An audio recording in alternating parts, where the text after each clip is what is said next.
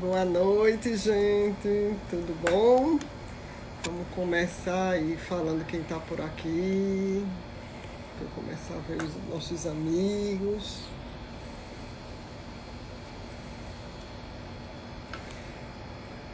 Sérgio, seja bem-vindo. Nossa Bia. Deixa eu ver, pegando Bia aqui. Chamando Bia. Um bocado de clientes do CEPA, amigos. Sejam bem-vindos, gente. Boa noite, Olá! Bia! Meu coração tá, ó. Essa live, todas as lives que eu estou fazendo é maravilhosas, mas essa é uma emoção. Hoje eu estava dizendo para Juju, um dia eu estudei Carmen Beatriz, e chamava de Neuve, eu pensava que era Neuve, eu estudava Carmen Beatriz nos livros e hoje eu estou fazendo uma live com Carmen Beatriz. Veja que coisa linda. E não é mais Carmen Beatriz, é nossa Bia. Não é? Tá vendo que coisa linda? Oi, minha linda! Que prazer! Que delícia! Estou super feliz, Pernambuco em peso. Você sabe que você tem aqui um fã-clube enorme, né? Aqui nessa terra. Né? Amo, amo Pernambuco, amo os pernambucanos, adoro. Louca para ter você aqui no presencial, né? Que a gente fazia uma troca tão gostosa, mas deu para matar um pouquinho de saudade de você agora em março, quando a gente se encontrou em São Paulo, né? Sim! Então, foi bacana. E assim, eu quero dizer, né, agradecer de novo, estou agradecendo em nome do CEPA, agradecendo Sandra, aquela, como eu disse, né, uma profissional que lia seus livros e está aqui hoje, é um presente muito grande. Quero agradecer toda essa turma que está aqui, ó, sempre presente nas nossas lives, né, presente nos cursos do CEPA, prestigiando você, o CEPA. Então, assim, uma turma maravilhosa. Uma noite de sábado, beleza. E aí, para quem não sabe, que eu aprendi numa live Ó, que eu e tava. eu tô convidando vocês em plena noite de sábado para minha lareira. Eita, que olha, Olha aí a assim, minha lareira. é o sonho de todo pernambucano ter um negócio desse. Agora a gente vai ligar quando? Agora então, olha aí, ó. Olha aí, Linda, gente. linda, linda, que Sejam presente, bem-vindas. que Sejam presente. bem-vindas aí para minha Lindo, lareira. Vamos passar essa noite de sábado juntas. lindo, lindo. E aí, veja só, um dos motivos também de você estar nessa live da depressão, a não ser o primeiro, né? Uma temática que mexe tanto, que faz a gente estudar tanto. Quanto mais a gente estuda, mais a gente descobre que tem mais coisa para descobrir, para Com estudar. certeza. As notícias não são animadoras, né? Então, assim, não é bacana a gente ver que só faz crescer, né? Eu me lembro quando eu comecei a estudar depressão, 2020 era tão longo, né? E se falava tanto em 2020, 20% da população Sim, mundial seria portador da depressão. Hoje a gente fala que em 2030, 30% da população mundial terá depressão. Então, assim, a gente está, né? E lógico que esse momento que a gente está vivendo veio, né, abreviar muito, né? A gente poderia chegar em 30% em 2040, mais ou menos, e a gente teve aí uma redução de tempo, mas assim, super feliz. Então eu quero agora que você se apresente, né? Eu quero que você fale um pouquinho do curso, você vai estar aí com a gente dia 14 e 15 de agosto, 2 dias de 18 a 22, 8 horas de curso só falando de depressão, manejo, como tratar. O curso será online e ao vivo, né? Então ele será online, mas você ali o tempo sim, todo com a gente, não é verdade? E assim, quero pedir sim. desculpas aos amigos que ficam aí dizendo beijo, Sandra, que bom, parabéns, e de Sandra depois. Você não fala comigo, você não manda um beijo, então de antemão, um beijo a todos, porque daqui a pouco eu não vou mais ter tempo de mandar beijo. Então, beijo para todo mundo. E aí, Carmen, Bia, nossa Bia, fala aí. Bom, primeiro de tudo quero agradecer a oportunidade de estar fazendo essa live, né? Pedir desculpas que o único horário que eu consegui foi esse, né? De trazer vocês para a minha lareira no sábado à noite. Maravilhoso, adorei. Mas muito obrigada mesmo, né, por esse convite. Obrigada pelo convite para dar o curso também, né? Então, o curso realmente vai ser aprofundar esses temas, né, que a gente vai trabalhar um pouco hoje. Eu acredito que muita gente também, talvez que esteja nos acompanhando, nem seja profissional da saúde, sim queira saber mais sobre esse problema que acomete tantas pessoas, né? Então eu vou me apresentar, né? Eu sou Carmen Beatriz Neufeld, sou psicóloga, mestre, doutora, pós-doutora e livre docente em psicologia, professora da Universidade de São Paulo, coordenadora e fundadora do LAPIC, atual presidente da Federação, da Federação Latino-Americana de Psicoterapias Cognitivas e Comportamentais e bolsista produtividade do CNPq. Bom, esse tema que tu trouxe, né, da prevalência, né, e do aumento, né, ele já começa deixando a gente com os cabelos em pé, de fato, né? Infelizmente, eu fui aos dados, né, aos dados da Organização Mundial da Saúde, que são os dados oficiais do mundo em relação à depressão. Estima-se acima de 320 milhões de pessoas sofrendo desse mal. É muita gente, né? São muitas pessoas com profundo sofrimento, né?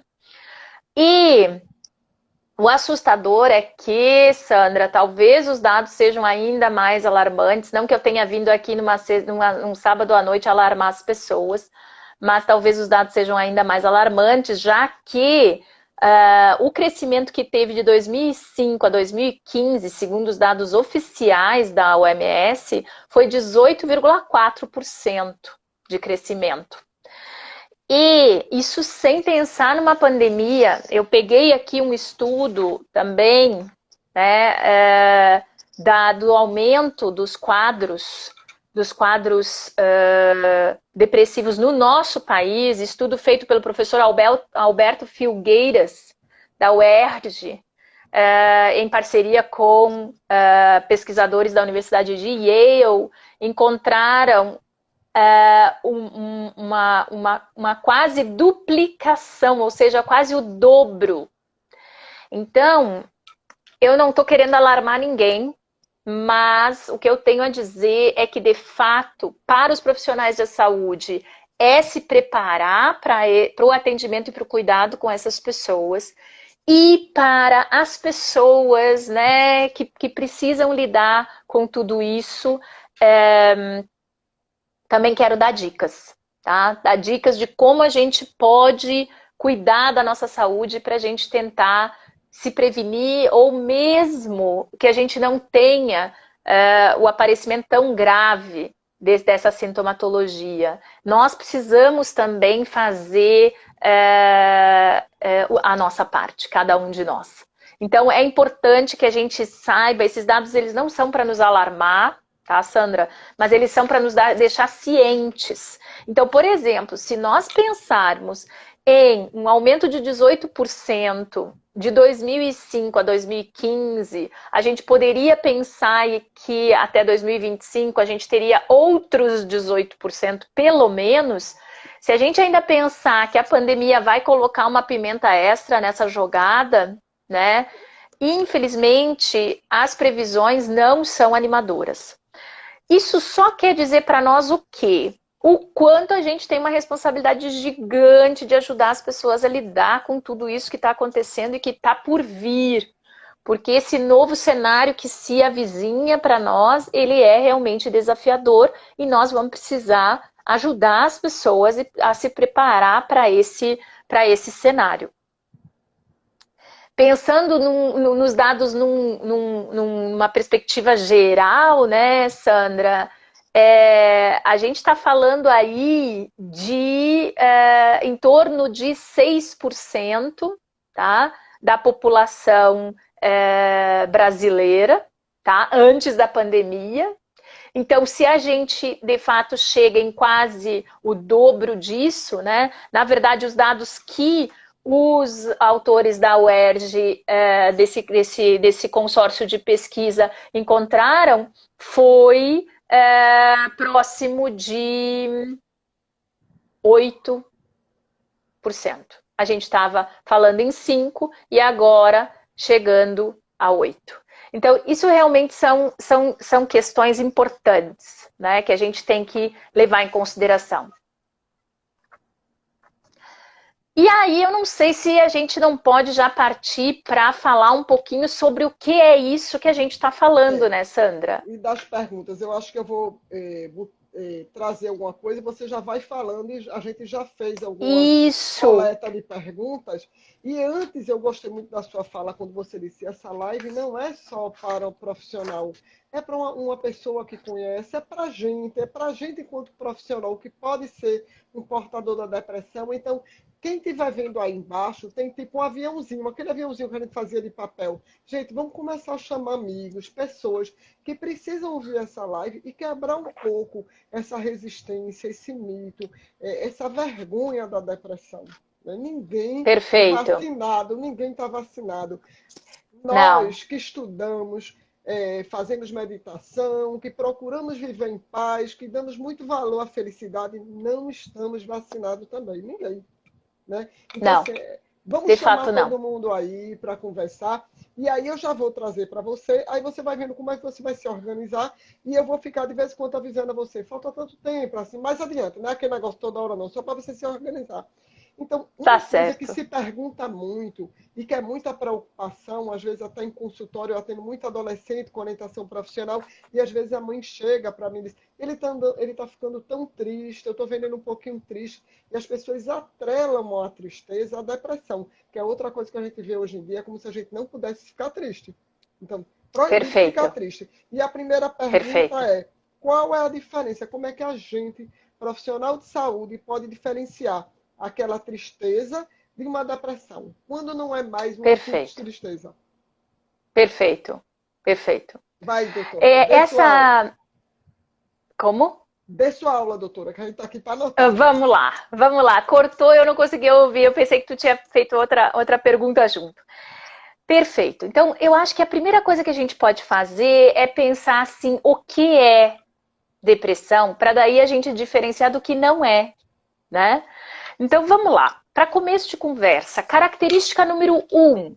Nós estamos falando de um quadro que se caracteriza por um humor, emoções, né, sentimentos de tristeza, vazio e irritabilidade. E aí é muito importante, a irritabilidade ela é mais comum nas crianças e nos adolescentes, mas também pode ocorrer nos adultos. Então é um humor não eutímico, né? É um humor triste na sua grande maioria, mas também um sentimento de vazio e uma irritabilidade. Elas também fazem parte dos quadros depressivos e eles vêm acompanhados de alterações somáticas e alterações cognitivas. O que quer dizer isso? Alterações somáticas. Então, por exemplo, sono, apetite, desejo sexual, nossas características, né? Nosso corpo. Então, por exemplo, uma sensação de cansaço, uma sensação de dificuldade, por exemplo, para dormir, ou um sono que não me pertence, que me invade, que toma conta de mim. E também aspectos cognitivos. Por exemplo, uma memória que já não é como era antes, uma atenção que eu não consigo focar, uma quantidade de pensamentos derrotistas, pensamentos negativos que não me abandonam. E aí vem um ponto importante, porque várias pessoas poderiam dizer, eu tenho isso, ainda mais na pandemia, né? Pois é. Onde é que está a grande questão? Eu preciso avaliar se eu estou tendo prejuízo clinicamente significativo. Ou seja, isso está me impedindo de fazer as coisas que eu fazia? As coisas que são importantes para mim? As coisas que eu mesma escolhi que eu queria fazer? Então, eu estou tendo prejuízo em relação ao meu cotidiano. Aí muitas pessoas nesse momento, né, vão dizer assim, eu estou tendo prejuízo, sim, mas pensa em coisas que são mais, que não são única e exclusivamente explicadas pelo momento de pandemia. É muito comum o que a literatura mostra é que momentos como esse de pandemia, eles podem nos colocar numa situação na qual essas características que a gente já tinha se exacerbam. Ou seja, eu já tinha uma certa anedonia, né, uma certa tristeza, e aí agora isso tudo veio à tona. E aí tem um outro ponto extremamente importante. Nós temos a tendência a achar que somos imunes, que a depressão é frescura, que só dá em gente fraca, por exemplo. Gente, não é isso que os dados de pesquisa mostram. Não é isso que a experiência clínica mostra. Depressão é um quadro clínico. As pessoas não são preguiçosas, por isso elas não levantam da cama. As pessoas, elas não são coitadas, ficam se tratando com autopiedade, por isso elas não conseguem fazer as coisas que antes elas conseguiam. Elas, de fato, elas estão apresentando um quadro clínico que precisa de tratamento. E o nosso preconceito com esse quadro não ajuda, só piora o cenário. Porque a própria pessoa já se sente assim, tipo, eu não estou conseguindo fazer as coisas. Tá? Outro ponto muito importante é que tudo isso precisa ser balizado na comparação da pessoa com ela mesma.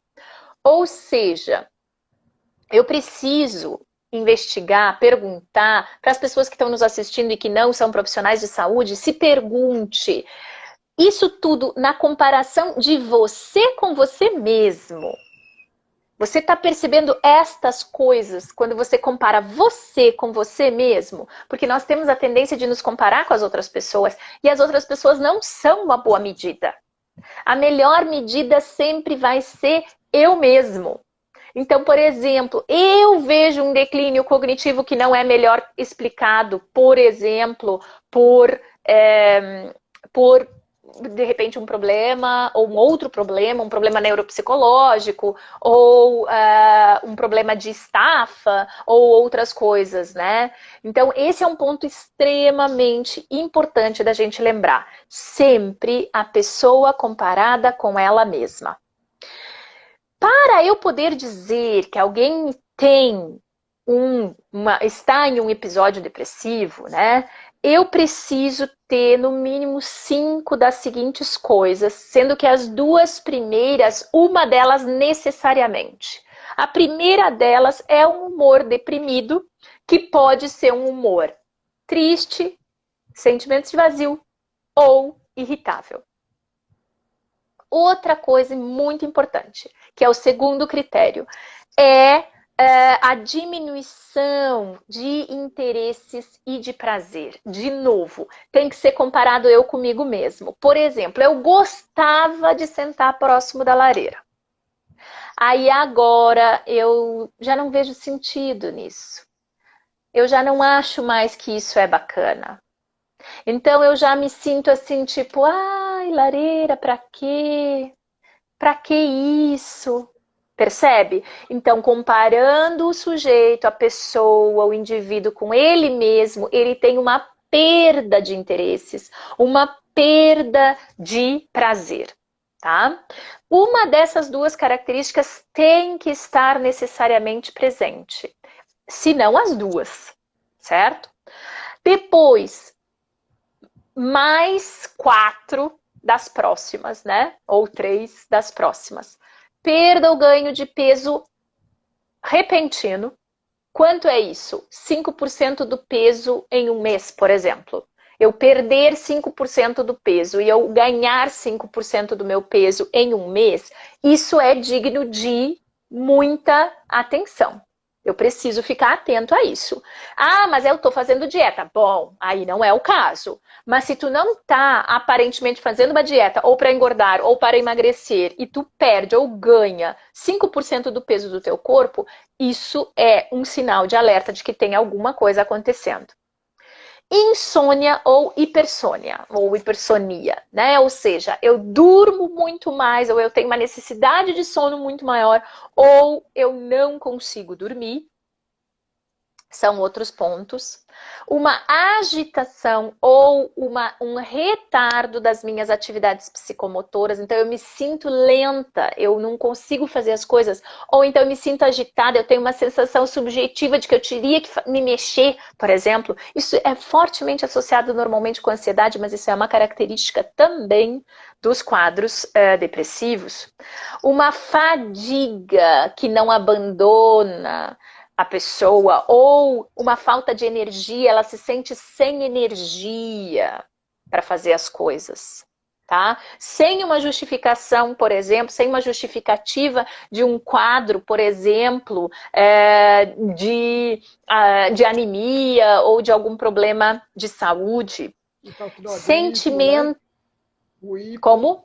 O hipotiroidismo. Isto, perfeito. Alguma alteração hormonal, perfeito, perfeito, Sandra. Muito bem comentado, muito bem observado. Sentimentos de inutilidade, ou seja, eu tenho uma sensação de que eu não valho para nada nessa vida. Ou de culpa excessiva, de que eu sou culpada de tudo, mas não numa tentativa de chantagem emocional, tá, gente? Cuidado. Aquela coisa de que eu efetivamente me sinto culpada de tudo, tudo que dá errado parece que é culpa minha.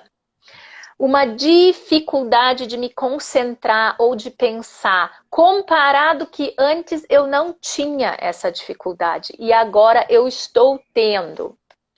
E pensamentos de sumir, morrer, desaparecer, deixar de existir. Tá?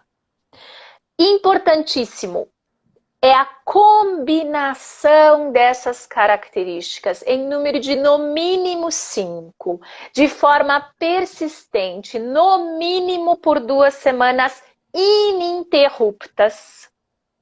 Percebam. Aí tu consegue fazer uma grande diferenciação com tristeza, Sandra. Por quê?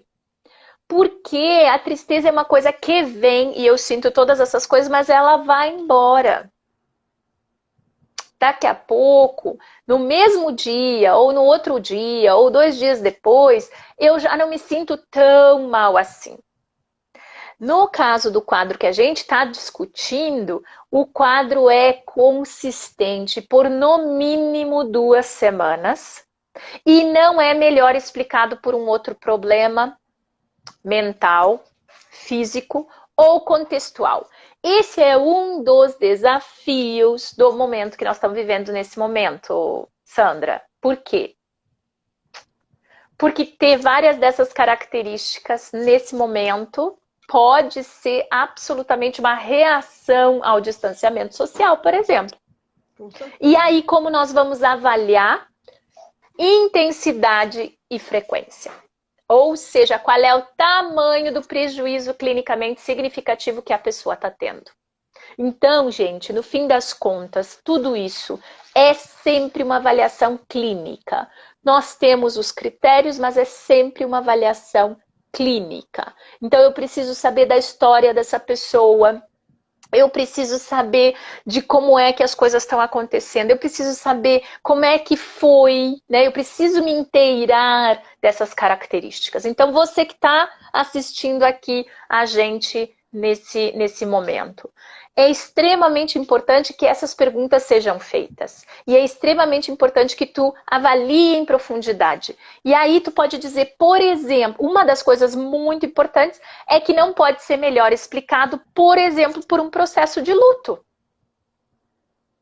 Porque várias dessas características, elas vão também acontecer dentro de um processo de luto. Tanto é que daí, para a gente avaliar dentro de uma perspectiva do processo de luto, a gente não vai poder aplicar esses critérios de 2 semanas, né, gente? Com certeza. Aí, em geral... E a gente pode falar. viu, Bia, com Vanessa, a questão do luto complicado e descomplicado. Então, o que é esperado para o luto complicado, o descomplicado e o tempo. Então, assim, é o que a gente chama, é uma depressão que ela tem uma causa, ela tem, é até como a gente chama uma depressão pós-traumática. Não é isso? Aquela tem um motivo, tem um sofrimento, ela apresenta aquela sintomatologia, não é verdade? Perfeito. E aí, a outra coisa que é muito importante é a gente pensar que esse quadro, ele precisa ser um alerta para nós. Nós não precisamos ficar desesperados para diagnosticar as pessoas, mas esse diagnóstico, quanto mais cedo a gente consegue fazer, em geral, ele ajuda as pessoas a procurarem tratamento mais cedo, Sandra. Isso não significa dizer que a gente não pode ter tristeza, que a gente não pode ter insônia uma vez e outra, uma hipersonia de uma vez que outra, que a gente não pode, não vou ler todos os critérios de novo, né? Que a gente não pode ter essas características. É óbvio que sim, é óbvio, faz parte da condição humana, né? Nós precisamos também exercitar, tolerar as emoções desagradáveis de sentir. Mas quando nós estamos falando do quadro depressivo, a própria pessoa em geral, ela diz assim, é mais do que uma tristeza. A própria pessoa é sempre uma ótima medida. Então, olha o quanto é importante a gente ter essa vinculação, essa entrevista detalhada com os nossos pacientes. E isso também é uma coisa importante que eu queria deixar aí com as pessoas que estão nos assistindo. Pergunte para você quanto de prejuízo isso está te gerando. Você acha que é suficientemente explicado por esse momento atual? Se é suficientemente explicado por esse momento atual, nós não precisamos procurar pelo em ovo. Mas lembre-se que não significa que tu não vai poder te beneficiar dessas sugestões que eu vou dar de como a gente pode prevenir, como a gente pode lidar com todas essas coisas. Mas, por outro lado, também não se sentir mal, né? Ou quer dizer, não se sentir estranho. Mal a gente não controla, né? Não avaliar que eu agora sou um ser humano extremamente esquisito, que é inaceitável que eu sinta todas essas coisas. Então, esse é um outro ponto importante que eu queria deixar com as pessoas antes da gente entrar em qualquer outra discussão, que nós também pratiquemos a aceitação das nossas emoções desagradáveis de sentir, porque isso também faz parte. Mas quando nós estamos falando de um quadro depressivo, nós estamos falando de um prejuízo clinicamente significativo, que em geral as pessoas precisam de ajuda profissional, elas precisam de tratamento. E aí as dicas normalmente que a gente está dando, né, que a gente vai dar, elas acabam sendo insuficientes porque o quadro já está mais grave. Com certeza. Bia, eu quero dividir uma coisa com você que você falou. Eu entendi o que você falou, né? Estava subentendido o que você estava dizendo, e eu queria só que nesse momento que eu tenho certeza que eu consigo identificar muito cliente do CEPA, muito amigo nosso psicólogo, eu acho que é um momento, eu acredito muito que as lives do CEPA, ela tem um objetivo muito de profissionalizar, de conversar, quase como se fosse uma supervisão. Eu quero dividir uma coisa com você que eu tenho certeza que você também já viveu em consultório. Eu tive uma paciente que ela chegou com 39 anos e ela chegou com toda a característica, com toda a sintomatologia, né, o checklistzinho lá da depressão. E se eu fosse muito rápida, eu ia começar, né, eu sou da TCC, eu ia começar pensamento, sentimento, contextualizar o caso, e eu parei e disse assim, como é que está seus exames ginecológicos? Ela disse assim, faz 2 anos que eu fui. Eu disse, você deveria ir no clínico geral e no ginecologista. No clínico geral, ela Perfeito. não teve nada, mas no ginecologista, ela já estava um ano no processo de menopausa precoce. E Perfeito, a excelente. menopausa traz a depressão. Muito mais grave ainda quando ela é precoce. E é outra hoje. Eu estudo muito, né? Eu atendo muito mulher, eu estudo muito sobre menopausa, e cada dia que passa, a mulher está entrando precocemente na menopausa. E outro paciente, foi um paciente que quando ele foi também fazer o exame geral, né, do clínico geral, ele estava com hipotiroidismo, outra Perfeito. doença que dá depressão. Então, gente, a gente tem que entender medicamento que pode trazer uma depressão, né, sintomatologia, em termos de medicamento, e Sim, doenças. Então, assim, a gente não pode começar a achar que está ruim, que ele está infeliz, que o casamento está ruim, porque de repente não tem nada muito a ver com a vida. É uma depressão que está vindo como sintomatologia de outra, né? E assim, você Sim. falou, eu entendi quando você disse, a gente tem que entender a saúde física. E é isso, né? Essa saúde física que você Sim, traz. exatamente. Não, perfeito, porque na verdade isso nos leva para um outro ponto extremamente importante, que é as causas. Quais são as causas da depressão, né? Gente, as causas da depressão são extremamente complexas. Para começo de conversa, nós temos causas. Toda pessoa que deprime, ela tem no âmago aí dessa depressão causas que são físicas, sim, biológicas, e aí pode ser a biologia imediata, como um hipotiroidismo, como uma mudança hormonal devido ao processo de entrada na menopausa, andropausa, o próprio envelhecimento, tem vários dados aí mostrando isso, né? Por exemplo, para vocês terem uma ideia, eu estava revisando para a nossa live de hoje os dados em termos de prevalência e de início. Tipicamente, os quadros depressivos iniciam até os 30 anos. E depois tem um novo pico após os 60. Então, tu vai dizer assim, eu tô com 40, tô livre dessa situação. Não, por quê? Porque é muito complexo o cenário. Nós estamos falando de causas biológicas, ou seja, hereditariedade e aspectos biológicos imediatos.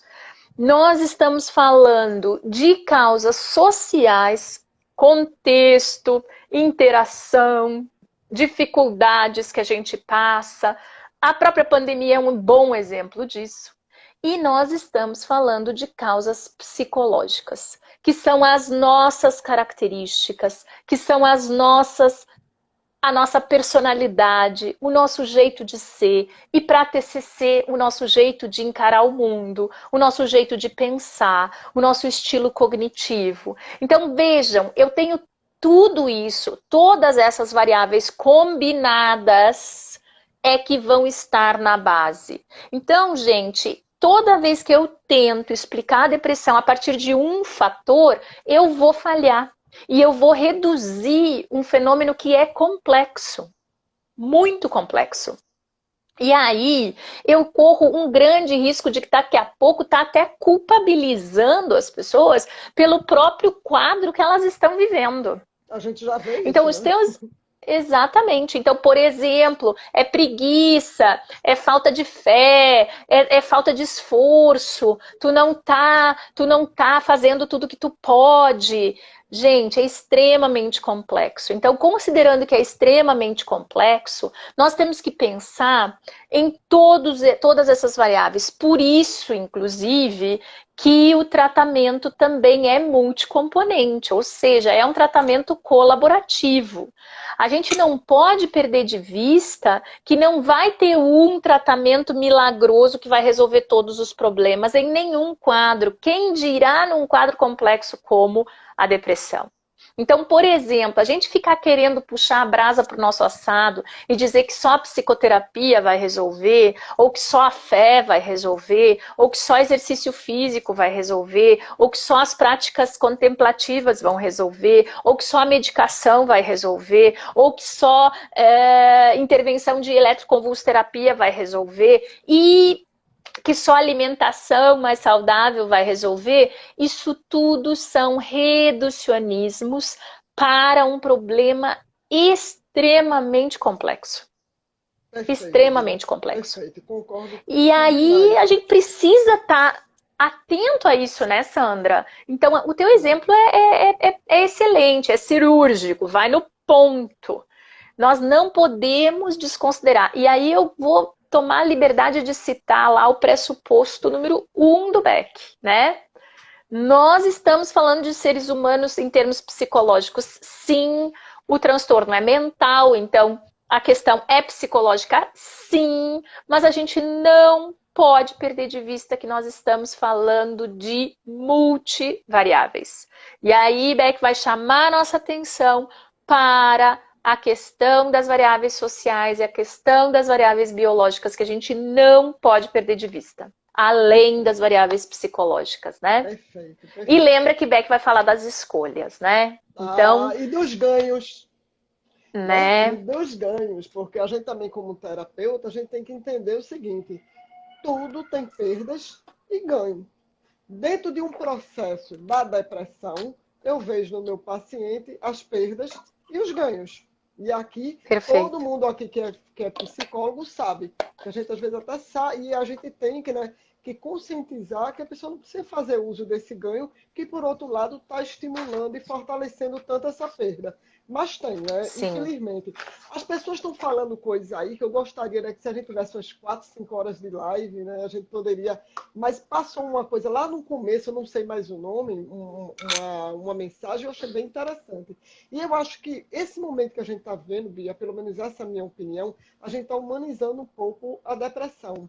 E a gente teve os garotos propagandas dessa humanização, que são os pastores que estão cometendo suicídios, padres com depressão. Então a gente tem na religião católica padre Reginaldo e padre Fábio, né, diagnosticado com depressão. Temos vários pastores. Então a gente não pode mais ser paciente, ser tolerante para aquele discurso. É falta de fé. Opa, pastor e padre. Uhum. Líderes, Uhum. líderes da religião também, kardecista, de Umbanda. A gente está conhecendo pessoas de toda a religião não sendo excluído do transtorno da depressão. E aí? O que Uhum. é que você sente também que eles, querendo ou não, tá humanizando um pouco? Sim, na verdade, ainda há, né? Ainda há preconceito. Eu não sei se vocês acompanharam até uma campanha que a Associação Brasileira de Psiquiatria fez contra a psicofobia. A depressão é uma das, e como ela é muito prevalente, é muito claro o quanto as pessoas fazem psicofobia em relação à depressão.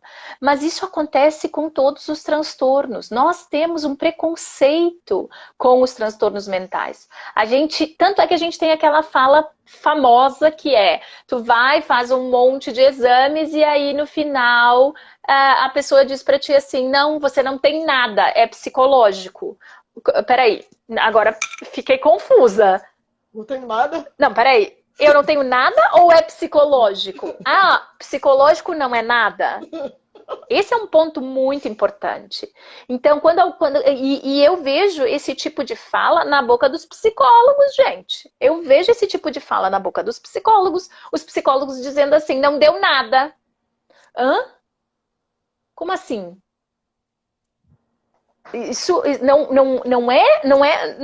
não estamos nos atendo à verdade, né? Por quê? Porque de fato nós estamos vendo, nós estamos falando que o psicológico é alguma coisa. Nós somos seres complexos e tudo isso está interligado. Essa mania que a gente tem de didaticamente separar as coisas, no final das contas, é um tiro no nosso pé.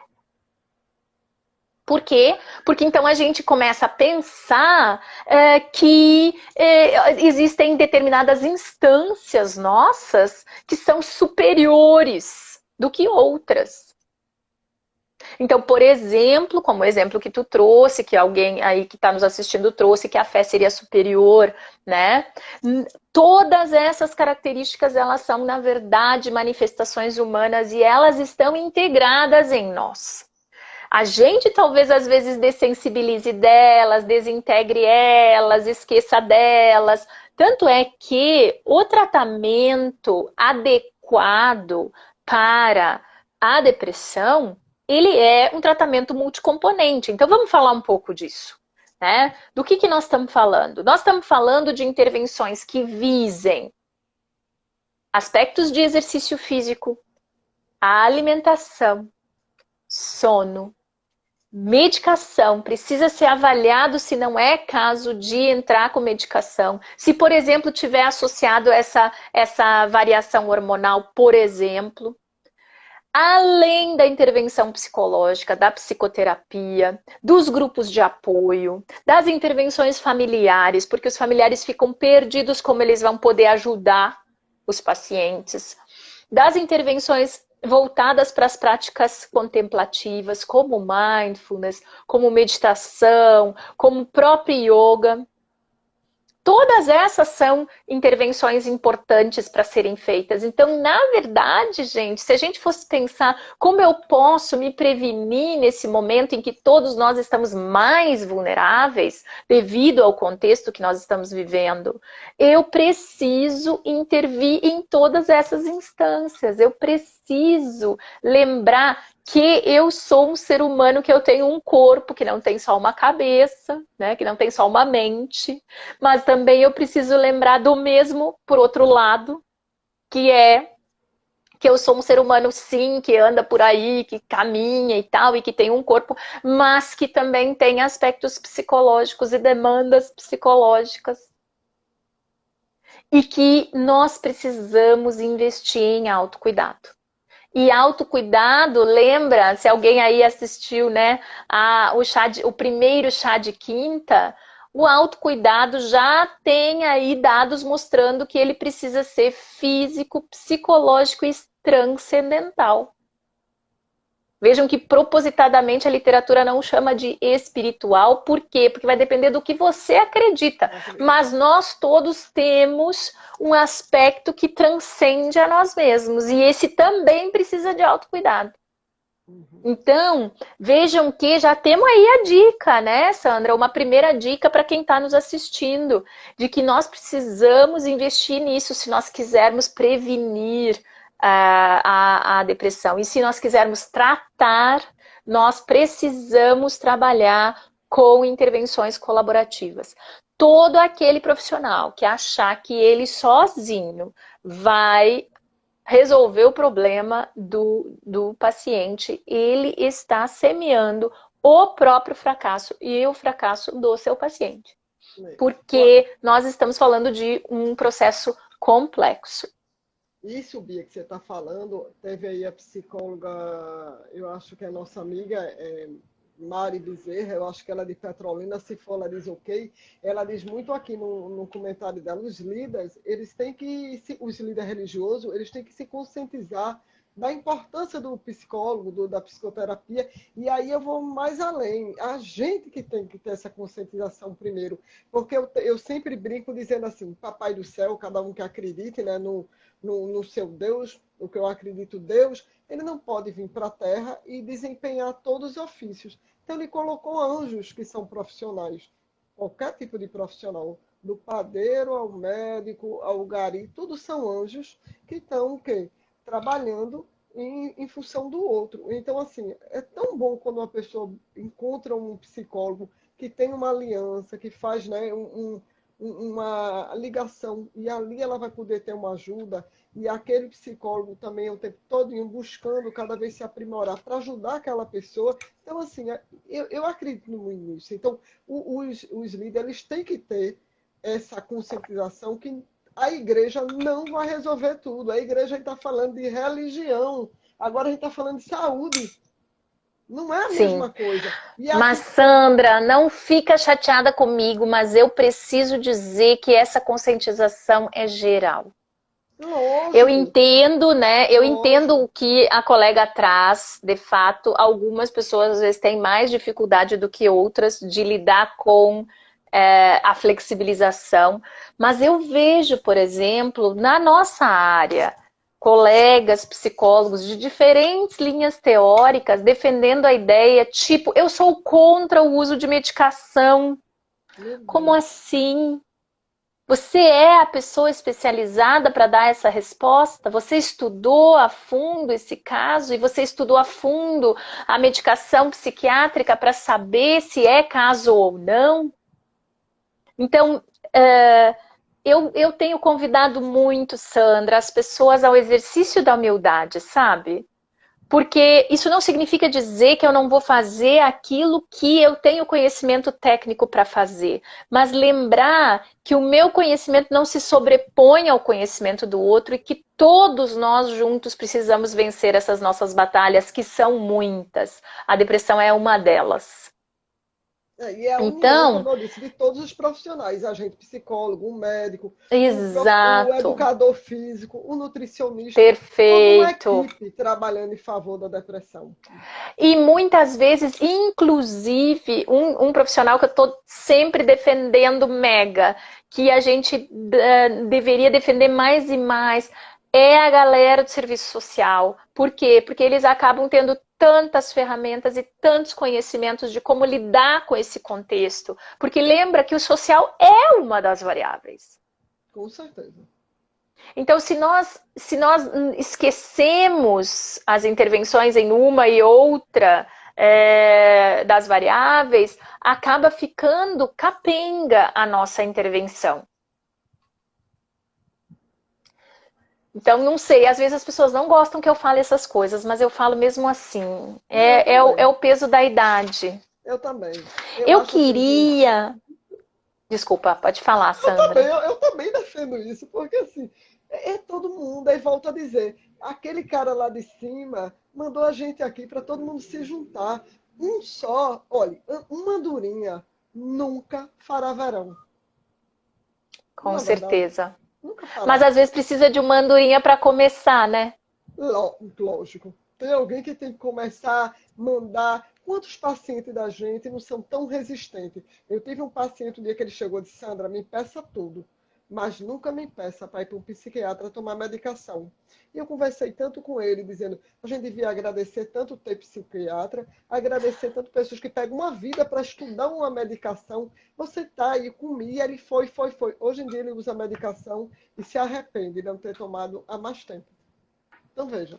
Então, cada caso precisa ser avaliado, né? Mas assim, que a gente saiba que estamos falando de um fenômeno complexo. E se estamos falando de um fenômeno complexo, o tratamento também vai ser complexo. E claro que no nosso caso, como eu vejo que tem muitos colegas aí, quero mandar um super beijo para essas pessoas lindas que acompanham a gente. Num pleno sábado à noite. Olha, a minha lareira tá se Meu Deus. apagando Olha, aqui. sabe o que é que eu tô Vou sentindo ter que falta de pedir um vinho? ajuda. Vou ter Eu que tô pedir sentindo. ajuda para alguém pôr uma lenhazinha aqui na minha lareira, porque senão vocês vão achar assim que tá acabando tudo, que eu vou congelar aqui. E não tem vinho ainda, Bia. Brincadeiras à parte. Ô, Bia, e tá sem vinho ainda. Só depois, quando acabar essa live, a gente vai pro vinho. Pois é, tô na aguinha, né? Tô na aguinha. Então, que a gente leve isso em consideração, né? O da complexidade. Eu preparei uma listinha além, né? Já comentei aí sobre tratamento que é complexo. No nosso caso, nós vamos oferecer o quê? Psicoterapia, que é o que a gente sabe fazer, né? Diferente de modalidades de psicoterapia, que é o que a gente sabe fazer e fazemos bem, e que ótimo. Mas lembra que nós somos só seres humanos e uma das intervenções que pode ajudar e que essa combinação é que vai fazer a diferença, né? Todo mundo puxando junto para o mesmo lado. Mas eu queria também, Sandra, se tu me permite, dar dicas para o que a gente pode dizer para quem tem um familiar, para quem tem um amigo, para quem tem um conhecido, para quem tem um vizinho nessa situação. Porque Deixa fica eu só dizer uma coisa a parecendo... você. A gente só tem 10 minutos. Aí eu queria. Eu não vou fazer, eu estou com várias perguntas aqui, mas aí a gente vai ter um curso, você 8 horas, que a gente não vai nem fechar o olho, né? Pegando essas dicas todas. Então eu queria que nesses 10 minutos você falasse isso, que eu acho de suma importância, e também falasse um pouco sobre o curso e convidando as pessoas, porque eu acho de suma Tá bom. importância. Aí passar 8 horas com você. A gente tem muito, mas muito para aprender com você. E você ensina com a generosidade, você passa com a simplicidade. É impossível não aprender com você. Eu lhe amo Oh, desde minha que eu era linda. aluna e hoje eu estou aqui com você.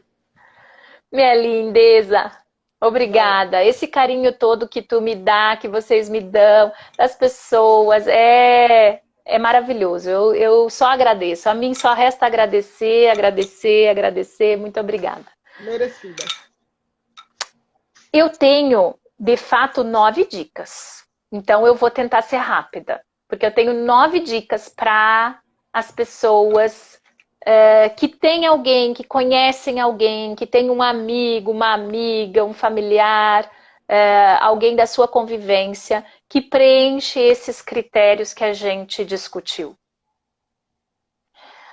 Primeira dica é se conscientizar de que não é frescura, de que não é preguiça, de que não é fácil de explicar, falta disso, falta daquilo e pronto. Então, principalmente, tentar... Tu quer ajudar de verdade o teu familiar, a pessoa com quem tu convive? Se liberta do preconceito contra a depressão. E para se libertar do preconceito contra a depressão, a gente precisa, de fato, se conscientizar que é algo que precisa de tratamento. Então, que não vai ser, assim, uma solução pontual, milagrosa que vai resolver. Então, essa é a primeira dica. Você quer ajudar? Você não vai conseguir ajudar enquanto você pensa que é frescura, que é besteira, que é preguiça, que é não sei o quê. E enquanto você acha que as soluções são simples. Tipo, é só você fazer tal coisa. É só você sair para fazer corrida e caminhada e exercício físico. É só você comer comida saudável. É só você dormir direito. Não, é tudo isso e muito mais. Essa é a primeira dica. Segunda dica, seja proativo. O que quer dizer isso? Esteja de fato disponível. Nós temos a tendência de dizer que nós estamos disponíveis. Você pode contar comigo para o que você precisar. Tá, então agora eu estou deprimida e eu quero contar contigo, eu quero poder te falar. E aí você nunca pode me ouvir. Ou você fica todo o tempo me invalidando, tentando levantar a minha moral. Esse é um excelente exemplo de como a gente às vezes não ajuda as pessoas tentando levantar a moral delas. Então, seja proativo no sentido de quê? De estar de fato disponível. Se tu já conseguiu o item 1, que é se livrar do preconceito contra a depressão, você já caiu a ficha que essa pessoa precisa de tratamento e que essa pessoa tem um problema que é de fato digno de nota, né? De fato importante. Então, é claro que tu não vai ficar colocando ela para baixo, né? E dizer, você tá muito mal mesmo. Mas também aquelas palavras de ordem, poder do pensamento positivo, em geral, não ajudam. Então, esteja disponível e ofereça o seu apoio afetivo para a pessoa. Se for o caso, inclusive para ajudar ela a ir ao tratamento, a encontrar o tratamento. Aí vocês vão dizer, mas eu vou fazer as coisas pela pessoa. Eu achava que essa pessoa era teu amigo. Ele não faria o mesmo por ti, será? Veja que dentro desse quadro, uma das características é a falta de energia. Não é uma questão de preguiça porque eu não quero buscar tratamento. Tem a ver com uma dificuldade. Então, seja proativo.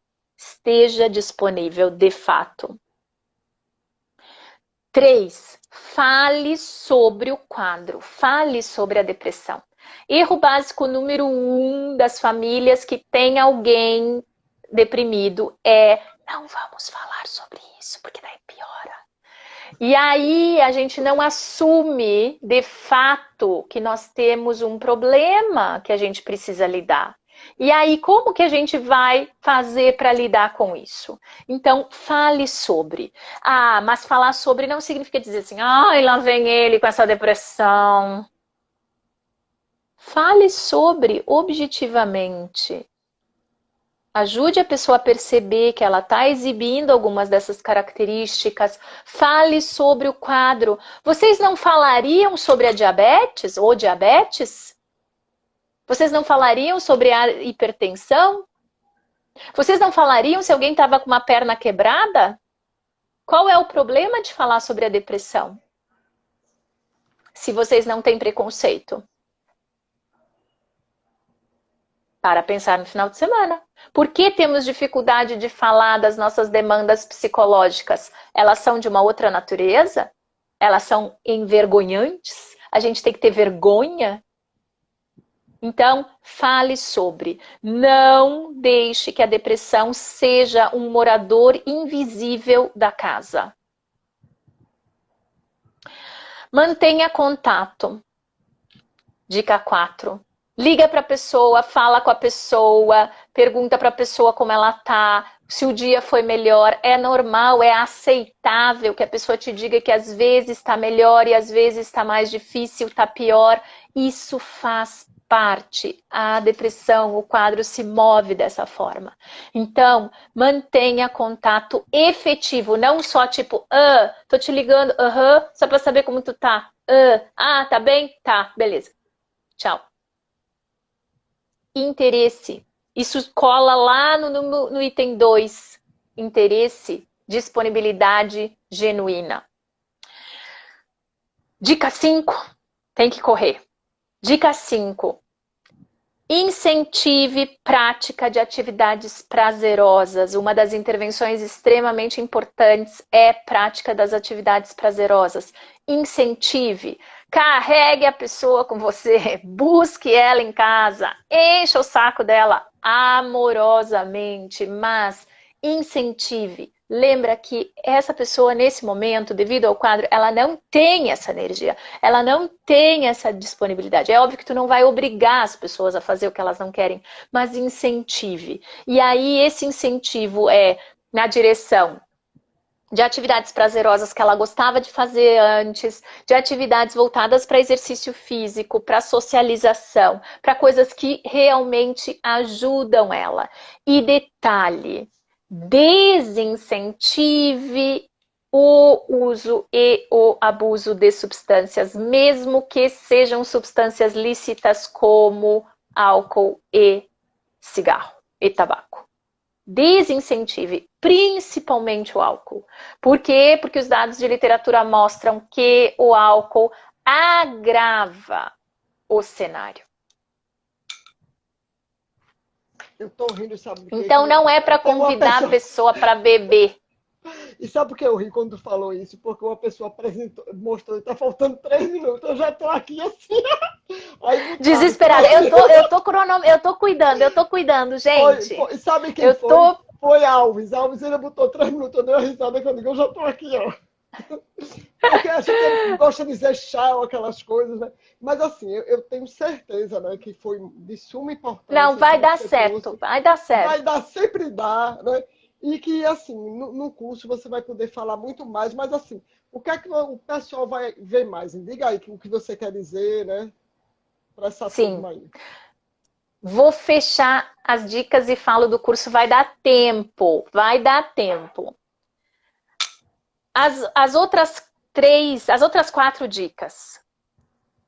Informe-se em fontes confiáveis, ou seja, não fale da sua cabeça das coisas, tá? Da depressão. Informe-se em fontes confiáveis.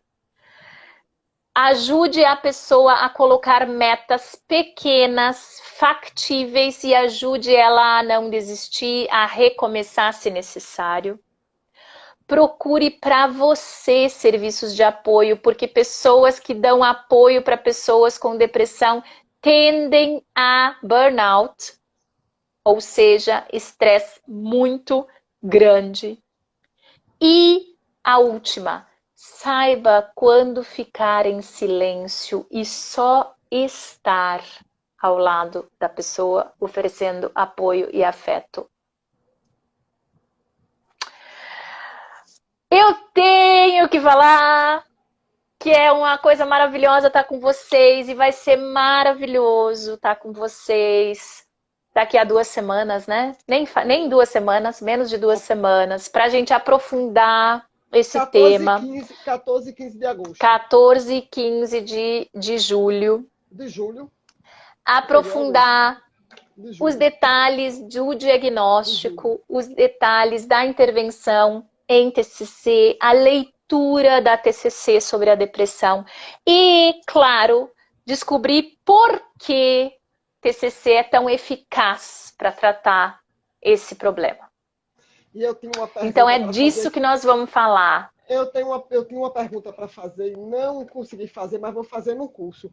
Porque a Faça. maioria dos portadores de depressão são mulheres. Guarda essa aí. Maravilha, vamos falar sobre isso. Falaremos sobre eu já tenho isso. uma lista de hipóteses. Porque são mulheres. Maravilha. Eu quero agradecer essas pessoas maravilhosas que eu não consegui falar com elas e dizer assim,